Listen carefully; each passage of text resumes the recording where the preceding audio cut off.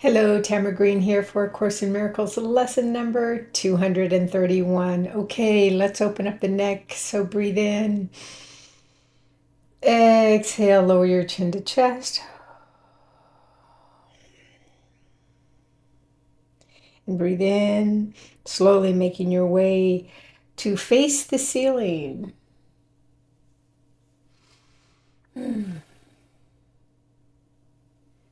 Slowly, slowly bring your neck or your chin back down to your chest.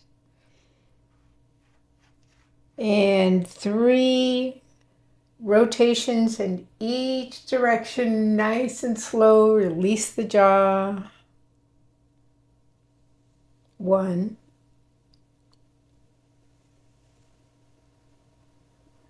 2,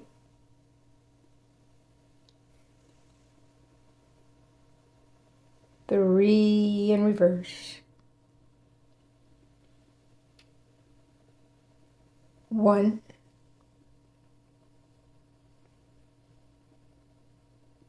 2, and 3, and slowly face forward. Good, good, good, good. All right, so we're reading about salvation and then going into lesson 231. What is salvation? Salvation is a promise made by God that you would find your way to Him at last. It cannot but be kept. It guarantees that time will have an end, and all the thoughts that have been born in time will end as well. God's word is given every mind which thinks that it has separate thoughts and will replace these thoughts of conflict with the thought of peace. The thought of peace was given to God's Son the instant that his mind had thought of war. There was no need for such a thought before, for peace was given without opposite and merely was. But when the mind is split, there is a need of healing. So the thought that has the power to heal the split became a part of every fragment of the mind that still was one, but failed to recognize its oneness. Now it did not know itself and thought its own identity was lost. Salvation is undoing in the sense that it does nothing, failing to support the world of dreams and malice. Thus it lets illusions go. By not supporting them, it merely lets them quietly go down to dust. And what they hid is now revealed, an altar to the holy name of God, whereon his word is written, with the gifts of your forgiveness laid before it, and the memory of God not far behind. Let us come daily to this holy place and spend a while together. Here we share our final dream. It is a dream in which there is no sorrow, for it holds a hint of all the glory given us by God. The grass is pushing through the soil.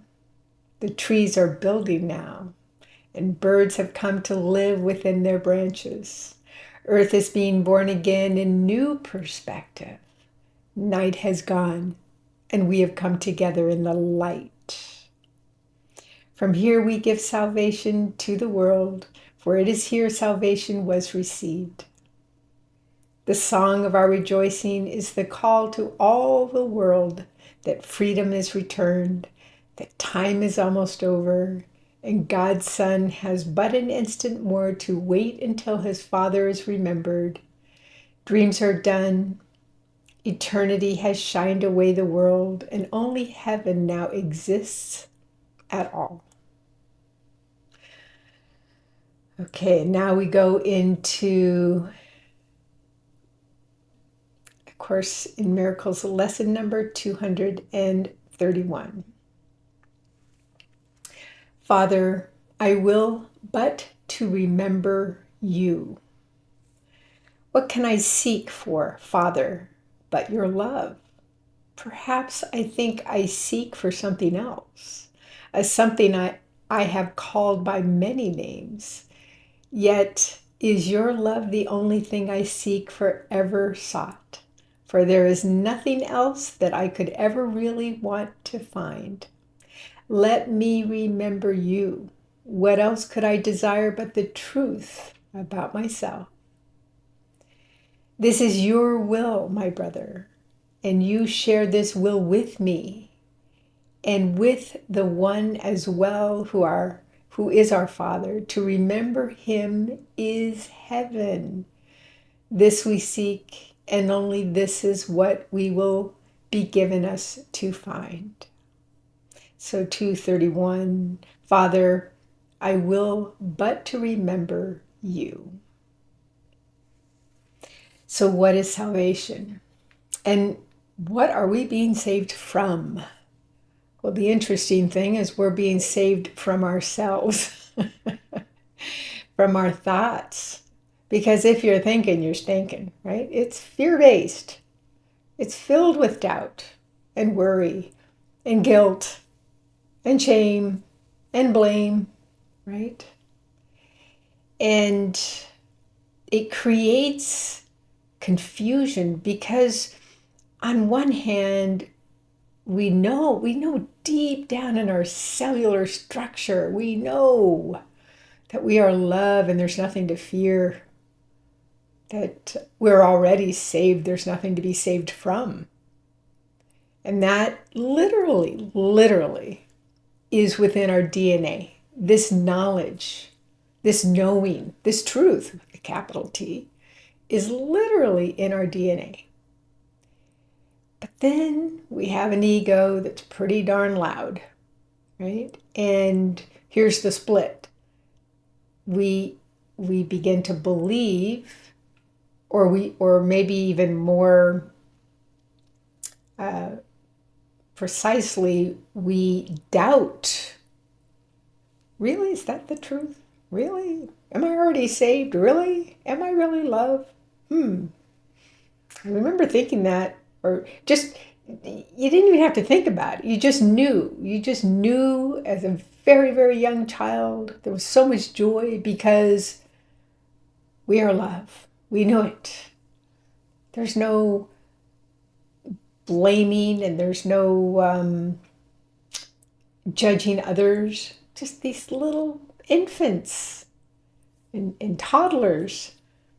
They're just loving life. They love who they are. They have no problem exerting their true self. No problem. But then we grow up, don't do that, don't do this. Stop fantasizing, come back here and do your homework. And we really forget who we are, which then creates a split, another kind of a split, right? And then we think, well, I guess in order for me to survive in this world, I have to do what my mom and dad and teachers and, pastors and preachers and priests, and I have to do what they tell me, or the media. And we really lose ourselves.